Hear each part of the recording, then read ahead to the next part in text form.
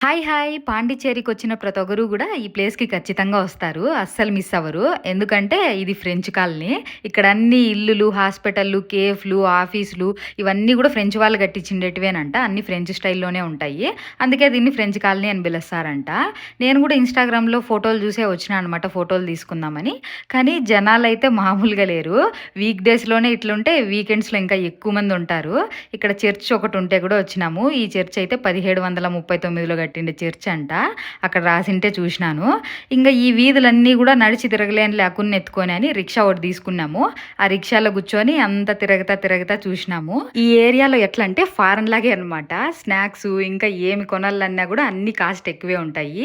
ఇక్కడ జస్ట్ కష్టపడి ఫోటోలు తీసుకోవడానికే, ఎంజాయ్ చేయడానికైతే ఏముండదు. పాండిచ్చేరి మొత్తానికి పారడైజ్ బీచ్ ఒకటి బాగా నచ్చింది నాకు. మాకునైతే ఇక్కడ హల్క్‌ది మాస్క్ తీసుకున్నాడు. అది వేసుకొని హల్క్ లాగే బిహేవ్ చేస్తా ఉన్నాడు.